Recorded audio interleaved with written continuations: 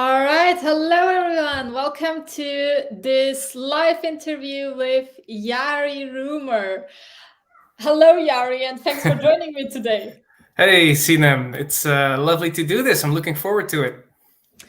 Um, so, for those of you who don't know Jari yet, Jari is a mainly productivity writer. He has grown his following on Medium to more than 30,000 followers.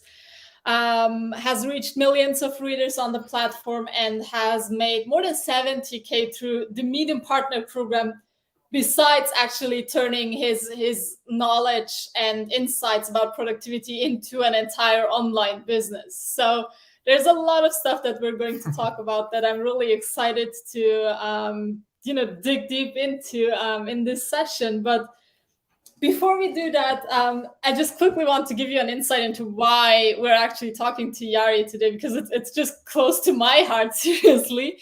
Jari, I don't know if you know that, but you have been the very first Medium writer, but also online entrepreneur that I personally talked to, as far as I can remember. I know that was back in 2018, and we had both just started to write on Medium.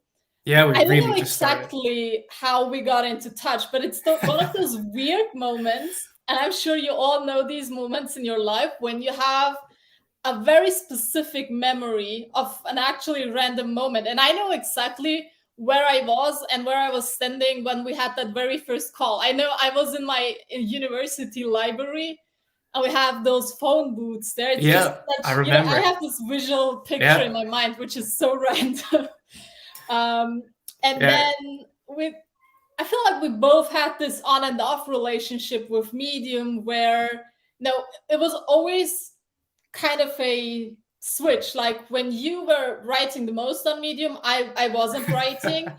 And then we were lucky to meet in person in Amsterdam. That was 2019, 2 years? I think. Yeah, before COVID. Yeah, right before COVID. And then we were talking again, and you kind of motivated me to get back to writing again. Then I wrote a lot more than you did for a while, and now you are writing more again. So it was this we weren't hearing a lot from each other, but it was this always ongoing kind of relationship where I knew if there is something, I can reach out to Jari and ask how he is doing and what his point of view is. So I'm actually really grateful for our relationship in that sense. Yeah, thank you. Me too. Like, it's so funny. Like, I can't even remember who reached out to who, but all of a sudden we were just on a call, very early days of Medium.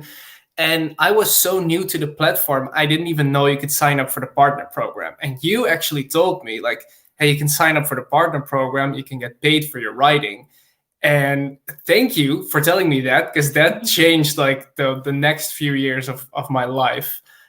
So indeed, it's very interesting. Like, I don't know how we got in contact, but ever since like late 2018, we're there and helping each other grow and helping our businesses grow. And it's a lot of fun. Yeah, exactly. And you already mentioned you didn't even know about the partner program in the beginning, but once you learned about it and once you learned about what you could do on Medium, what was one or a few key elements that actually got you interested into writing on Medium? Have you been writing before? Did you have a background in writing? Did you have a business prior to that? What were your expectations and thoughts when you started to write on Medium?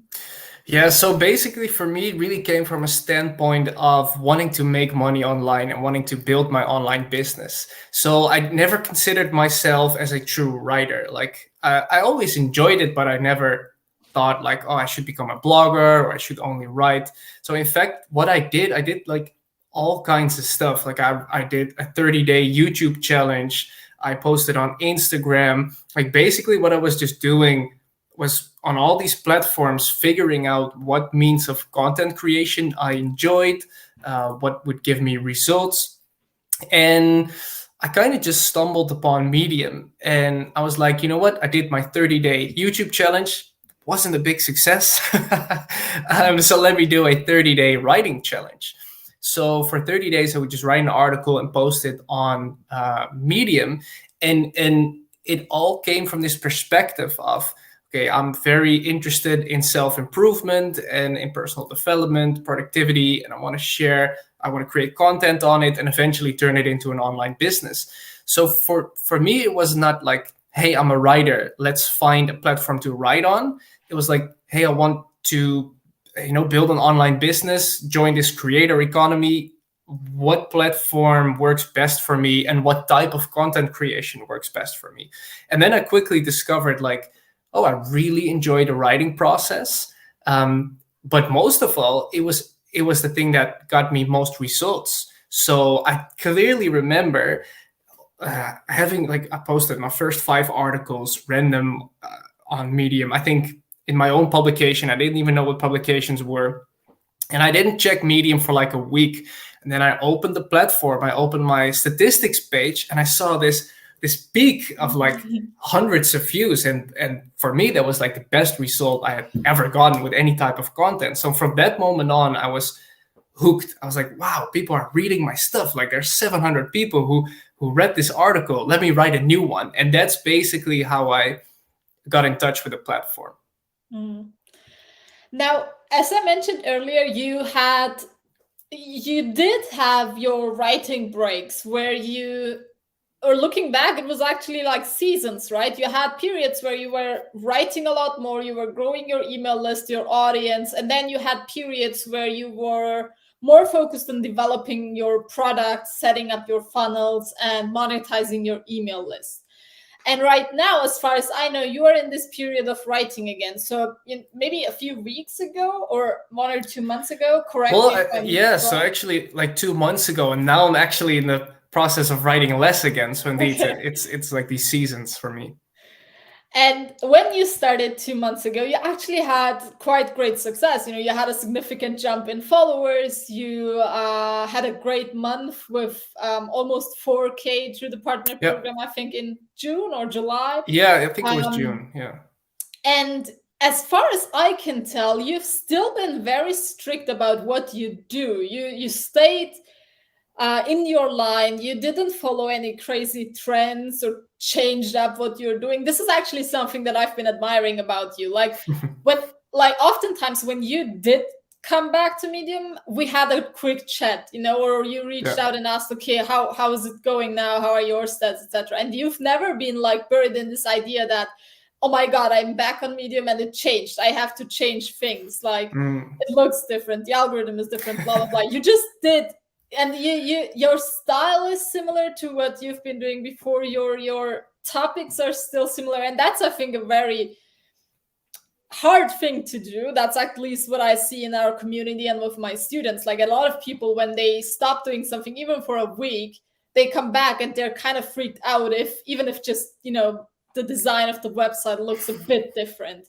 You've been very strict about being in your line and just doing your own thing. And I'd love to talk about a few specific strategies you've been applying for all these years, because to me, it's really been that ongoing, continuous strategy that you've been using. So the first thing I would love to talk about is, how do you come up with story ideas?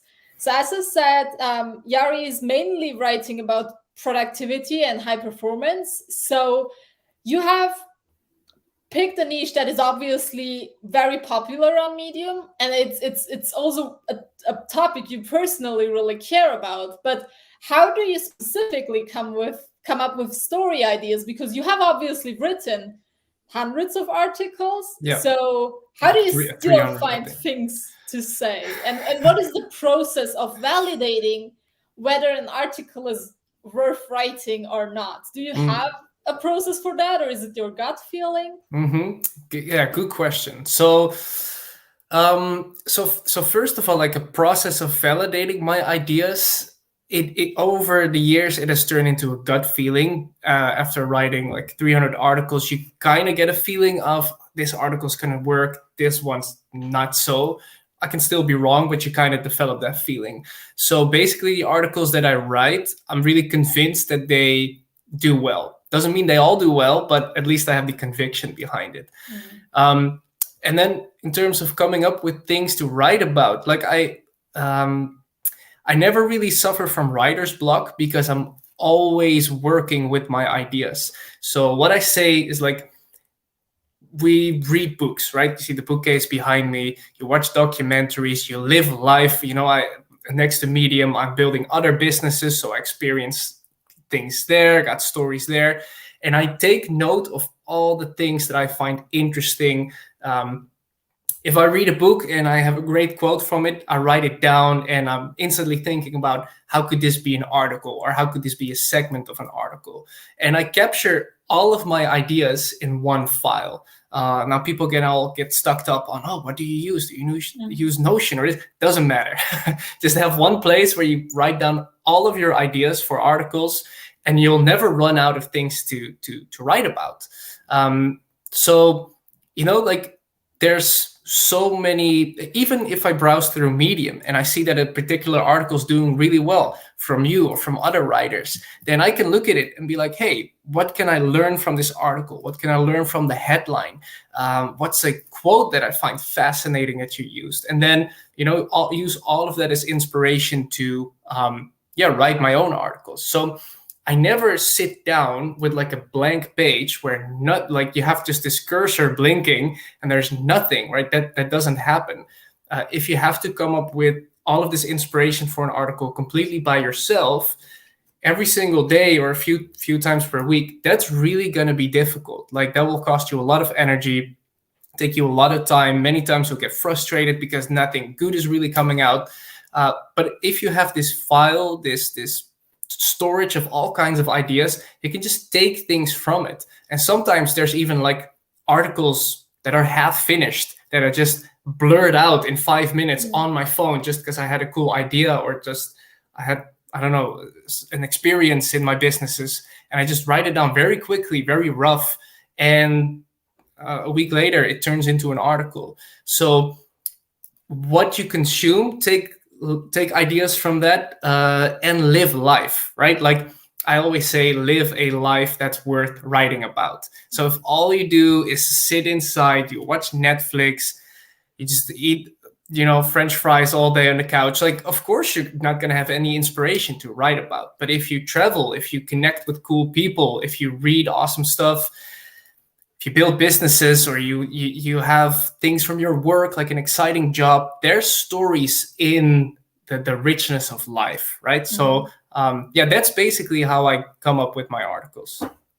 Oh, that's great advice. Thanks for sharing. I am just seeing a few questions in our chat box, and we'll take time to answer them at the very end. So if you are with us live and any of that brings up more questions in your mind, just feel free to drop a comment, and we'll get back to those in at the end of the session.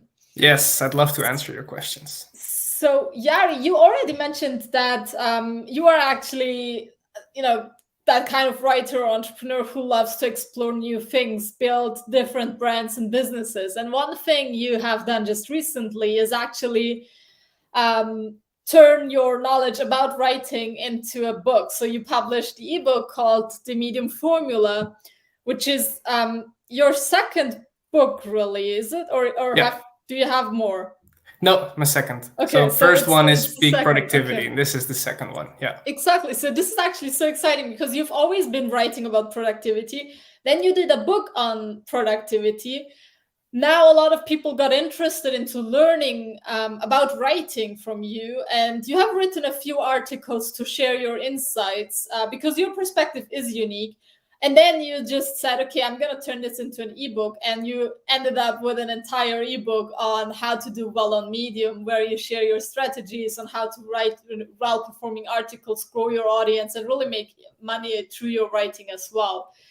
And I would love to get a bit specific here when we talk about writing viral or well-performing articles. Do you think there are a few things all your articles have in common, all the articles that did really well? Because I know you have articles earning hundreds of dollars, and you have articles earning in the thousands range, and obviously anything in between. But what would you say are, let's say, three things that those really good performing stories on Medium have in common? Are there any patterns you use repeatedly, any strategies? Yes. What could you share with the audience? Yeah, so there are definitely patterns. And I always say that writing, but I would say creating content in general is both an art and a science. So the art is like your unique voice, who you are, your lessons, your insights. That cannot be taught, right? That's just unique to you. And one person's art is better than the other ones, for like depends on who looks at it.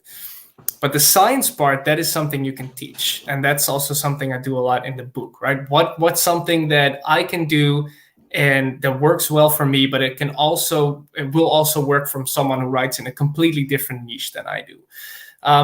First thing is really headlines.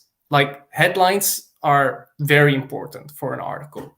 If you write the greatest article on the planet, on the internet, right? You do hours of writing, researching, editing, and then you slap a very boring headline on it, or just a very rushed headline, no one will read it. And that's such a waste of your work. So learning how to write great headlines is a part of your job as a writer. You cannot neglect it. If you neglect it, you will get neglected as well in terms of views on Medium. So what you need to do with a headline is it needs to spark curiosity. And someone's scrolling through Medium, right? And they're scrolling, and something in your headline needs to interrupt this scrolling. It needs to break their pattern. And that's something needs to stand out. So article headlines that work really well are listicles. So like 7 strategies to upgrade your productivity, right? That works really well because it's specific. It's the 7 strategies. I know what I'm going to get. In contrast, if the article would be like strategies to upgrade your productivity, it's too abstract. People will likely not click on it. But what you need to do in the headline is really focus on how can I create enough curiosity that someone who's scrolling through their feed clicks on my article, because you cannot get the read if you don't get the click, right? Someone won't read your article. So I really take my time to sit down and come up with a magnetic headline, as I like to call it. And sometimes this takes 30 seconds, instantly find one that I think is perfect, or it takes me 15 minutes. But that will really pay off in terms of views and in terms of earnings. So when it comes to your headline, what you can do is use words that people that are trendy, that are popular right now, that the internet is already creating a lot of content about, and that people are just interested in reading. You can do the listicles. You could do something that's like contrarian, so something that challenges a common belief. You could make it a little bit mystical, right? I think you do this really well, Sinem, or you have this one article, I think like the butterfly effect or some sort of effect, and then in the quotation marks, and it's like, oh, what is this? What is this effect? What is this weird thing? I need to click on it. So a headline, that's really, really important. And that's why I always take my time for it. Then I like, as a second aspect, my articles, I don't just, when I write an article, write anything that pops up in my mind. I really write based on what I think my readers will love. Like, what is a big problem that most of my readers face? And in my case, it's procrastination, right? I've surveyed my email list, 13,000 people. I was like, what's your main problem? What is the main thing holding you back in life? Well, they said procrastination. So I will then write more articles that will help them solve procrastination, that will help them to take action. So I don't just approach it from this perspective of, what do I want? What do I want to write about? Like me. It doesn't really, it's not about me. It's about my readers, right? It's about how I can help them, how I can serve them, what value they will get. So the second aspect is really listening to and observing, like, my readers, and what are their challenges, what are they interested in, what do they want to hear from me. So that's a second aspect. It's really focused on helping the reader solve a problem, a known problem.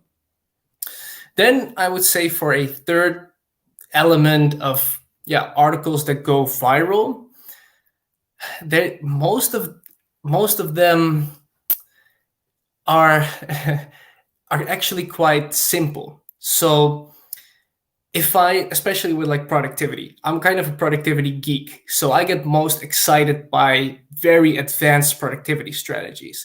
If I write about those very advanced productivity strategies, what I find is that I hardly get any views. Like maybe at best, I'll get like 5K views on an article.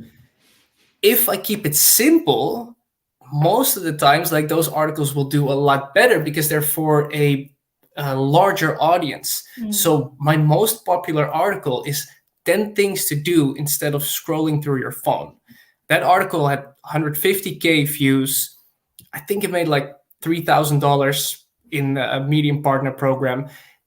And I am very, like, when I was writing that article, I was almost neglecting it because I was like, yeah, but this is way too simple, right? This is not advanced enough, not valuable enough. But what I discovered is that things that I take for granted, things that might be second nature to me, might be life changing to someone else.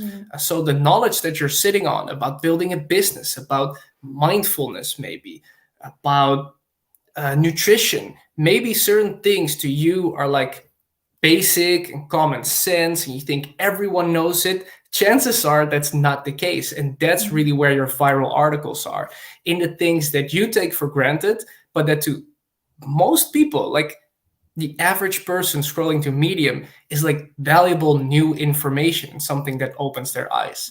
So of course share those advanced strategies for the people in your audience that are really dedicated to what you have to share. But most of my viral articles are much more simple, and even sometimes I'm like, should I publish it? I don't know. I always publish all my articles, but that thought does cross my mind often, and then it turns out to be a very popular article. Yeah, I love what you shared now, especially the third point, because I think a lot of people also, when they start to write on Medium and they get frustrated about their views, they're not aware of this kind of phenomenon where if you want to monetize on Medium, you actually do need to be very generic and speak to a large audience, because the only way to make a significant amount of money on Medium is by reaching a lot of people. Like, there is just no other way. That's how the system works. And if you want to reach a lot of people, you have to write articles that potentially a lot of people might be interested in.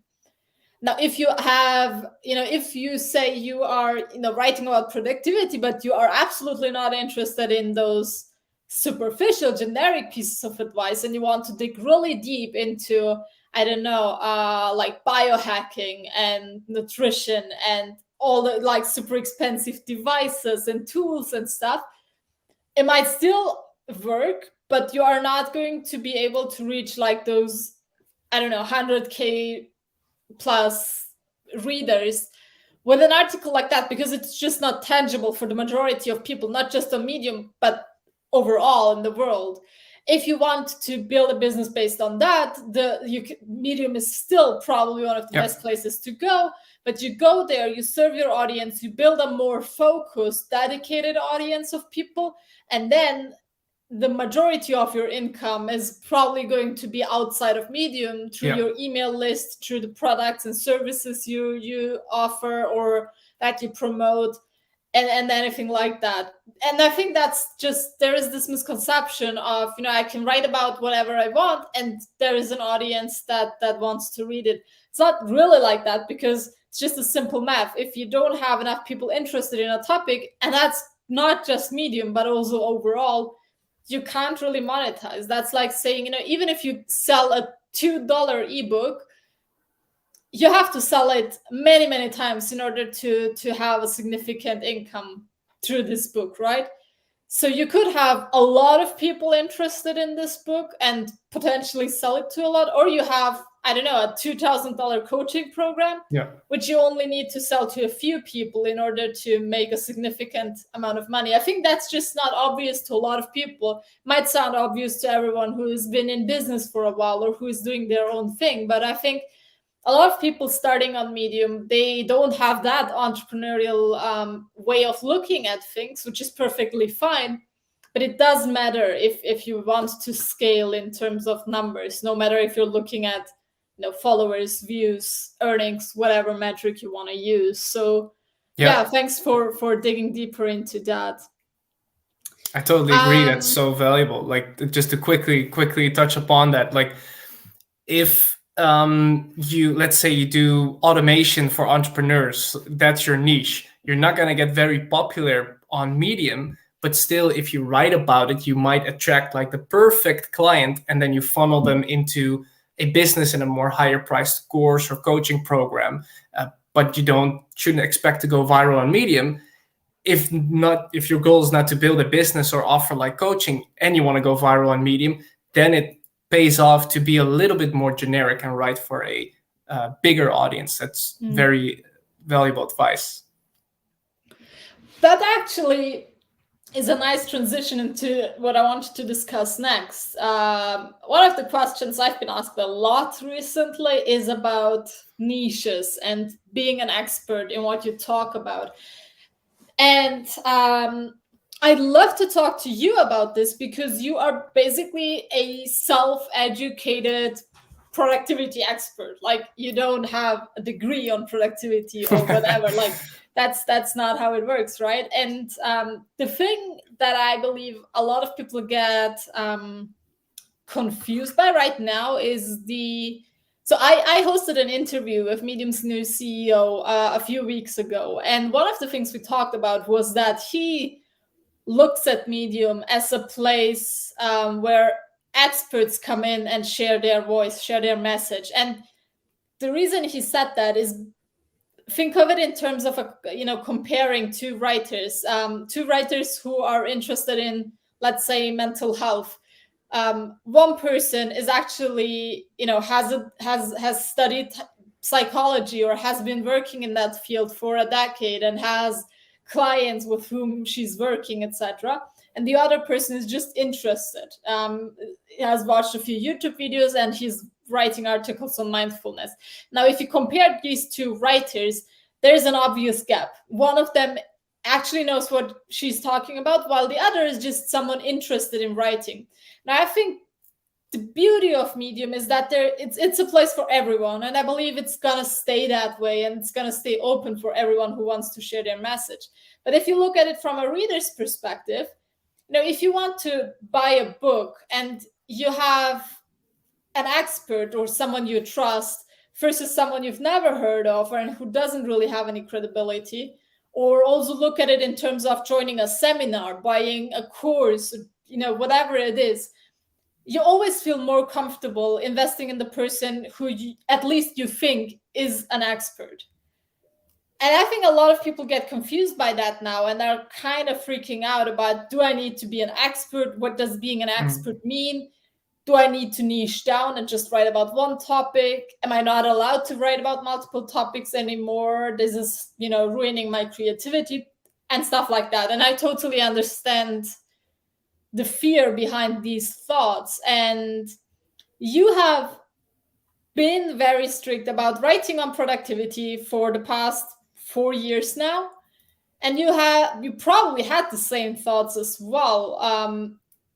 What do you believe are the pros and cons of being in a very specific niche versus being generic?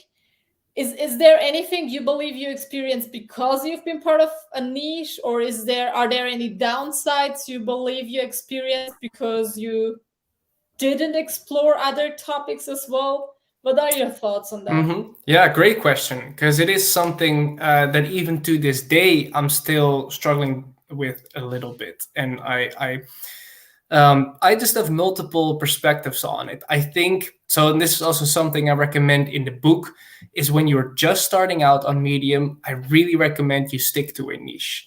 And the reason why is that, indeed, if you're this person and you write about all kinds of different stuff and you have 50 followers or 200 followers, people don't know why they should follow you. Like, you need to give people a reason in the beginning when there's no social proof yet, right? A high follower count automatically builds social proof. You need to give people a very specific reason to join and the reason or to follow you.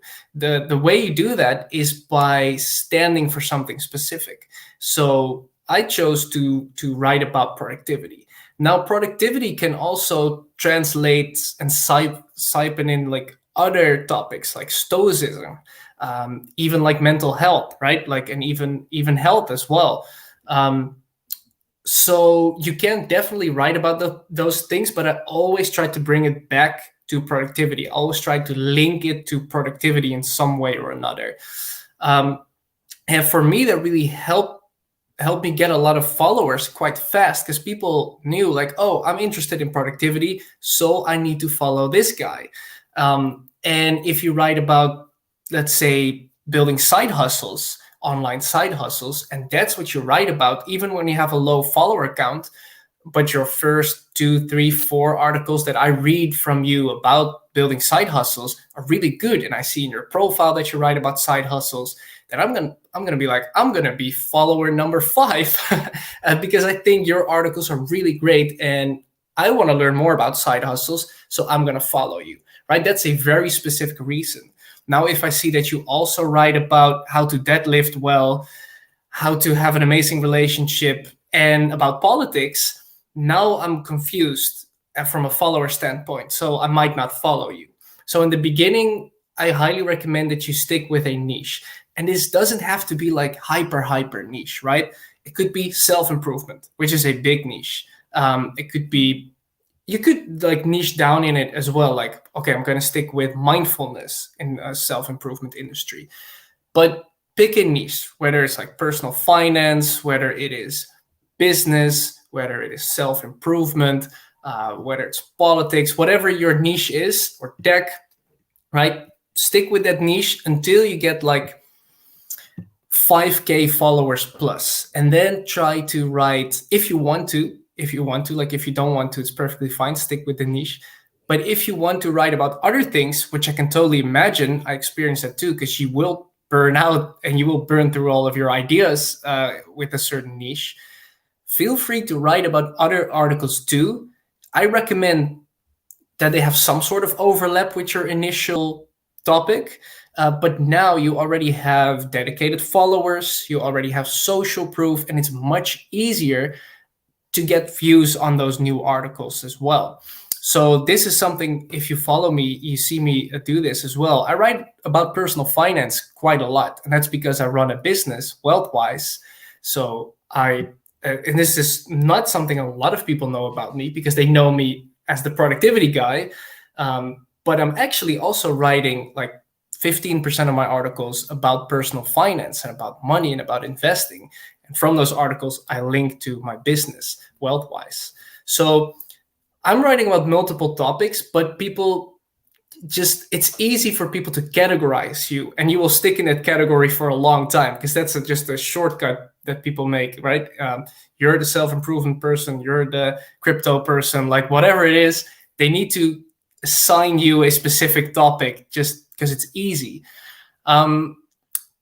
But just to come back to your original question, like, do you need to be an expert on your, or like stick with one topic and really become a true expert in it, or can you also write about other topics?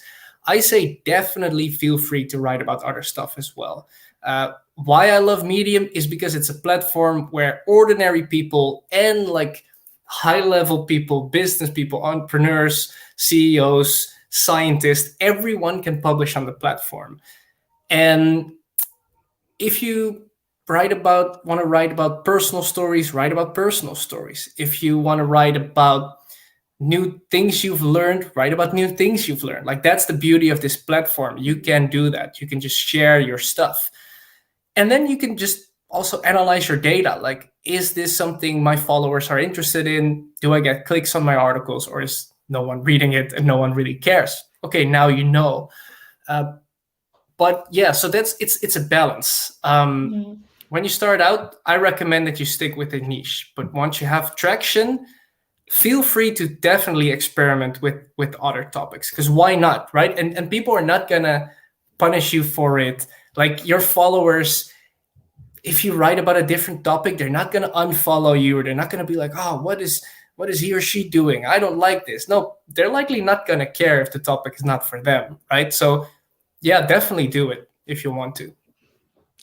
Cool. Thanks for sharing your thoughts on that. I hope that's actually going to be encouraging, or I believe that's going to be encouraging to a lot of people who have been really struggling with that question. Now, one thing you mentioned is that Medium is not the only thing you're doing. You are an entrepreneurial thinker. You have been doing and trying a lot of things over the last few years, at least since I've known you. You already mentioned Wealthwise, which is one of your newer projects, I would say. Yeah. But there is a lot more you did and are doing, actually. Would you like to give the community a brief overview of how your business is structured, or your multiple projects and brands, and just a few ideas on how you are monetizing your knowledge and audience outside of Medium? Yeah. And just because I think there is always some kind of overlap and synergy to the audience you build on Medium, or to how you are using your knowledge and ideas for articles, but also for the rest of your businesses and brands. I think it's just really exciting to understand what those links are, and which other opportunities other writers might have as well. Yep. Yeah. I really, after writing on the platform for a year and a half, just only writing, no products. I did already start building my email list, which I was very grateful that I started doing that early on. But I had no products. I was only focused on Medium. But then I realized that Medium, I have a love-hate relationship with the platform. So in general, I love it, right? Don't get me wrong. But what I hate about it is that if you're not on the platform for a month or 2 months, whether you're traveling or just focused on other business projects, you instantly see like a crash in views. It really gets punished. So I just understood at that moment in time, like, I need to build something that's relatively independent from Medium. Because if something changes in the algorithm, or I get sick, or I can't really stay consistent for the platform, I need to maintain my income. So what I decided to do, I didn't build something entirely new from scratch. I just looked at my articles, like what articles are most popular. I looked at my email list. I asked my subscribers questions. Like I said earlier in the webinar, what is your number one problem? Well, it's procrastination. So what did I do? I created a productivity planner. So it's like a weekly planner where you can just plan out your days and your weeks.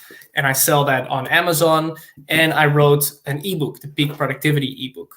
I was like, those products won't take me that much time to create, because I already have all this, hundreds of articles on productivity, so I can easily make an ebook out of it. I know the best practices on how to plan your week, how to plan your days for optimal productivity. So let me hire a designer and let's make this planner. And that turned into like the initial, basically the initial products that I sold through my email list outside of Medium. And they work hand in hand, right? Because what I do, if I write an article on productivity, I always end it with a call to action to a lead magnet. So the call to action is click here to download my free guide, 17 productivity hacks for superhuman performance. Click on the link, takes you to an opt-in page where people leave their email address, and in exchange for the email address, they get the free guide. Now I have their email address, and I send them my weekly newsletter. I send them a few automated emails, and in those emails, I promote the ebook, I promote the planner, I promote affiliate offers. So now, on top of Medium, like, you stack a business on top of Medium, and they work hand in hand together. But of course, like, now if I post on Twitter or on LinkedIn or whatever, I can still link to the same lead magnet. So I'm no longer fully dependent on Medium to make an income. So that was really the fundament of building a business building a digital business with my own products. And from there on, I also decided to build Wealthwise, which is a financial education company, and to build a marketing agency where we help people build their email list. But it all started from Medium, basically. Like, what do I see from my followers? What do I see from my email list that I've built? Um, yeah, what can I offer them that's super valuable to them, that will help them solve a specific problem that they're facing? So if you write about any topic, business topic, self-improvement topic, whatever it is, and you discover that there's a certain type of problem you're really good at helping solve it for your audience, that could be a digital product. It could be an online course, it could be an ebook, it could be a one-on-one coaching service, but you can do more with it than just write about it on Medium, if you're interested in it, of course. And that's really exciting because it's just a matter of also mindset of being responsible for your income and for your results rather than relying on an external place, which making money on Medium is great. Let's be honest, it's like the simplest way to make money for anyone who is interested in, or who not interested, but who genuinely enjoys writing. I Agreed. have been writing online for the past 4 years, and I have not come across a simpler way to do it. Same. However, Medium was never really set up to be the place where writers go and earn a full-time income. It obviously does happen. It did happen to a lot of top writers who are not really just making a full-time income, but who are making a lot of income or a lot of money on the platform. But that's not what it is initially set out to be. And it's also an idea that Tony, the new CEO, has actually been sharing in his latest talks, where he said Medium should not really be the end point or your main income source, even for writers who love writing and who are great at writing. It can be your starting point to build an audience, to nurture your audience, to share your knowledge and ideas with the world. And I think that's such a healthier, more powerful way to look at it, because you are sharing your message with the world, you are reaching people, and you are getting paid for it. But on top of that, you do have the opportunity to monetize in so many other ways, where it's not only more stable and reliable, but you just have full control. And of course, that's not what every writer wants to do, but there are different paths, right? Like what you described with your products and funnels. That's something you need to enjoy. Like, I know you enjoy it a lot. You know that I enjoy it a lot. That's things we love to talk about because it's really cool. Like, it is exciting. We love nurturing our email lists and actually creating products that can eventually help people achieve their goals with ease and more clarity. But if you don't want to do that, you don't want to do funnels and sales and everything, you can still use Medium to gain freelance writing clients, ghostwriting clients, whatever kind of clients. It's just the fact that if you want to write full time or build your own thing full time, it does make sense to not rely on one source of income, no matter if that's Medium or anything else. Just makes sense to somehow diversify and also expand your skill set. Exactly. Actually, yeah. So like to add really quickly to that, like as you mentioned, selling products, building those funnels might not be for you, and that's totally okay. Then still what you could do is build up your email list, and you could grow the list. Just send them your content, right? Make it a free email list, and just use it as a method to really gain a loyal following that's outside of Medium. Like, now you actually own your audience versus Medium owning the audience. But then maybe your newsletter can get sponsored, right? That's something you see a lot now as well, where if you have a newsletter of a few thousand subscribers, that could already be a nice side income on a monthly basis. You don't have to sell anything. You just send your content. You add a little link, an affiliate link or sponsor link, and now you have an extra income stream without really having to, create products or sell or all that stuff if you're not into it. Yeah. And this is actually a nice bridge to a question we received in the comments. where one of our viewers said, the main problem I experience is not having the skills to build an email list, create funnels, build a long-term loyal audience. How do you do these things? Do you have all those skills yourself? And I think that's a great question, because I'm sure that's something a lot of people think and wonder about, because if you are new to this whole online world, it just seems like so much. It seems confusing. Yeah. There are 1,000 different tools, 1,000 different approaches, and everybody is telling you to do something differently. Yeah. Jari, why So don't you go ahead and share a bit about your own perspective on that? yeah. That's a great question. I love it, and I totally understand it. So you might not have the skills, but you can develop the skills or find people who have the skills. So for example, for me, I totally like remember like seeing email lists. You have MailChimp and ConvertKit and MailerLite and funnels, and it's like super overwhelming. And if you try to tackle it, like it's looking at Mount Everest. If you're at the bottom, you're like, wow, how am I ever gonna go to the top? Maybe Mount Everest is not the best example because it is a really big challenge. But let's take a smaller mountain. You look at the top and you're like, okay, that's a real challenge. But if you focus on step by step, little bits of progress, small wins stacked on top of each other, they add up to big wins. So that's how I learned all of these things myself. Like, I don't know what a lead magnet even means. Let me Google, what does a lead magnet mean? Okay, now I know what it is. How do I create one? I'm going to Google it again. How do I create a lead magnet? And it's a slow process, right? And it's a lot of information. So it's not the easiest thing in the world, but you definitely can figure it out and allow yourself some time for it. For example, you don't need to have it online by tomorrow or next week. You can take your time for it, and that's totally fine. Everyone has their own timeline. Now, for this specific person, I would like to make an offer. I can help you build your email list completely for free. Why I'm saying this is that recently, so like a month ago, I started a marketing agency with a business partner, and we actually help people build their email lists because this is something we see. Like we see that, where do I start? How do I figure all of this stuff out? Like, please help me go from 0 to my first subscriber. So just purely like no strings attached. You don't have to do this. There's no upsells, nothing like all of that.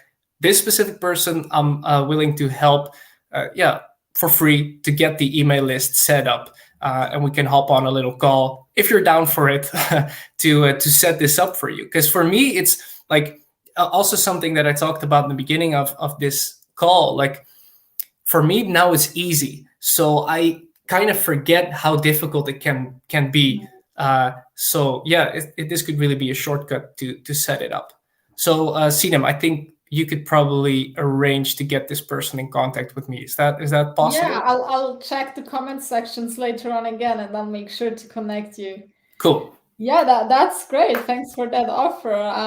And I love what you just shared. I think that's gonna resonate with so many people, and I couldn't agree more. It's like there are so many baby steps in between, and they look intimidating in the beginning. It's not as hard as you might probably think, because, and that's the beauty of it, you don't have to get anything perfect right from the get-go, right? You can start with very simple tools, with free tools. You can start your email list for free. You can sell your first products for free.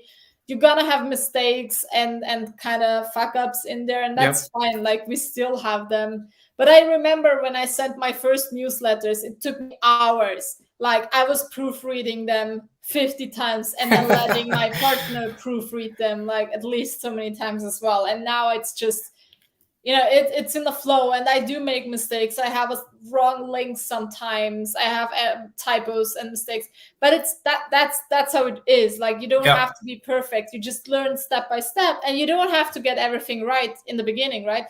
Talking about funnels, like, you don't need to have hyper amazing funnels and pages in the beginning. we didn't have that, like you didn't, and we didn't. No. We learned it over time because we've been really curious. Yep. And If I I look think, back at my first funnels and emails, I'm pretty ashamed. I'm embarrassed. It was like, it was not good, but that's how you learn, right? yeah, exactly. It's I think the most important part is being curious and really wanting to do it. That's it. Like that's what's been the case for me and Philip, and that's what I've seen with you, Yari, as well. We really wanted to figure things out, and it's not always been easy. We still haven't figured certain things out, but overall we are able to make money doing what we love and by serving people, and that's just still, it's we're still in the process of learning and figuring things out, because there is not really an end point. Like you can always have emails that are better and pages that are better, and we are all, kind of doing that at zero costs and just running our own show, and you all can do that.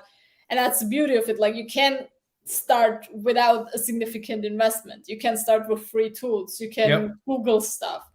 That's how we did it, and it might not be the fastest path, for sure not, but it's the easiest way to start if you don't want to make significant investments and hire designers and funnel experts and Yeah, stuff. exactly. Google is your best friend in that sense. And as you said, it's definitely not the fastest path, but if you don't want to make the financial investment, this is the way to get started.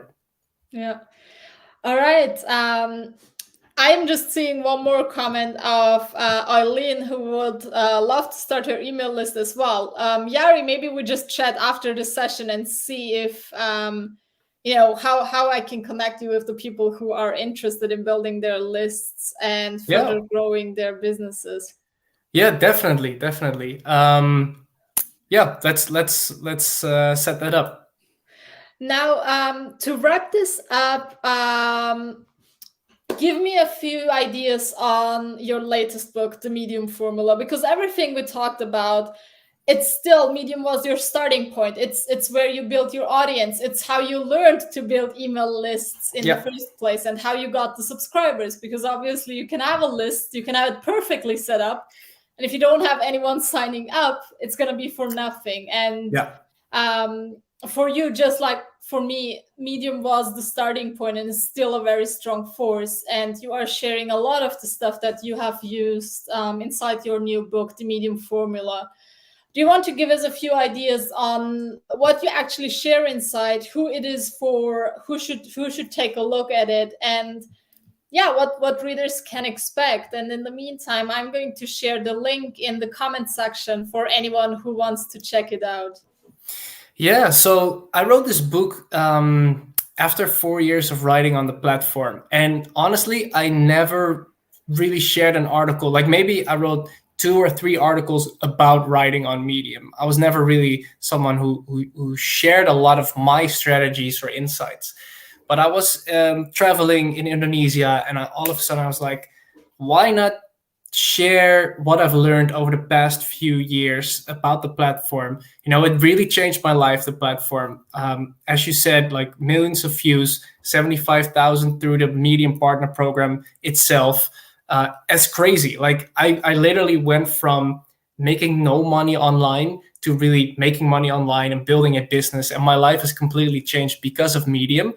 And I hope that just by writing this book and sharing the strategies that have worked well for me on how to succeed on Medium, other people can, have those same successes and maybe quit their 9 to 5 or work fewer hours at their 9 to 5 or whatever it is that your goal is with Medium, right? To help you achieve it.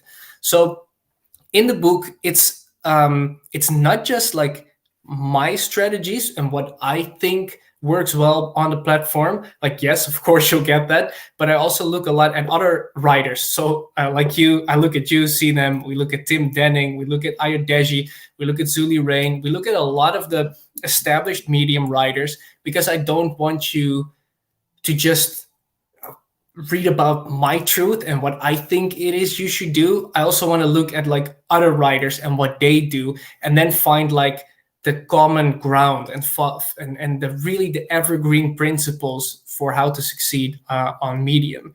And yeah, I think this book is for anyone who's really looking to get started on Medium, or if you're already writing on Medium and you just want better results, you want more views on your articles, you want to make more money on the platform. Yeah, if you're interested in it, you can definitely check it out. Yeah, so it was really all about like, okay, these few years, Medium has changed my life. Let's bundle that in a little package and let's ship it out, and hopefully other people can learn a thing or two from it. Yeah, and you actually, I mean, we forgot to mention that, but you added a bunch of really great bonuses in there, right? Like we've been on an interview about some very specific strategies, and you've done that with a few other people, and you have actually created not just an ebook, but kind of a mini course on how to get started and avoid the most common mistakes and kickstart your Medium success in a way. Do you want to give a few hints on the bonuses you've prepared? Because those are mostly in video form, right? So if people say, you know, I love reading and that's fine, but I feel like I need a bit more than that, what can they expect? Yeah, so they can expect you. You're one of the bonuses. So we've recorded an interview, like half an hour, where you share all of your strategies. Next Thursday, I'm going to hop on a call with Nida Mitra Reddy, and he just crossed the 10K mark on Medium, really crushing it. And his interview will be live next Thursday. We'll talk with Aleid Terwil, who writes a lot about digital minimalism and really went from like 0 followers to 5K followers within a few months on the platform. And that really, like, once again, like, I don't want, when I made this product, I didn't just want it to be all like me, and what I think is you know, the thing you should do with a platform. I want to hear other voices, other opinions, other strategies, but from established writers, right? People who know who know what they're talking about because they have success on the platform. So those bonus interviews are part of the ebook, and also I share a few videos in which I explain like strategies that I felt needed more than just words. So how to hack viral content, how to write magnetic headlines, how to build an email list on top of Medium. I felt like, okay, that's something I should explain in a video. Even though I generally don't like video, appearing on video myself, I'm really a writer, but I felt like that would be valuable. Wow, awesome. I love what you've created. I mean, you know that, and I'm so sure that you already got a lot of really great feedback. Actually, I mean, I can see it on your page as well, and I know that's going to be life-changing for so many writers who are, you know, really struggling and don't know what to do or what to change about their approach if they've already published a bunch of articles but still aren't seeing the results they desire. So thank you in the first place for creating the ebook. So I think that's really gonna be a value bomb for so many people in the upcoming months and years, hopefully. And apart from that, thank you for being here today and sharing all that great stuff with us. It was a pleasure. I am looking forward to everything that I'm going to be able to follow along in your journey. As I said, I really appreciate being in touch and being able to also learn from you, honestly. So thank you for everyone who joined us live. If you are watching the replay and you have any questions, feel free to drop us a comment and I'll make sure to get back to you either on Facebook or on YouTube. And yeah, Jari, thank you again. It was a pleasure, and I'll hopefully have you in here in another interview in the future. Yeah, I'm sure we will. It was a lot of fun doing this interview, and thank you, Sinem. Awesome. Bye-bye. Bye-bye.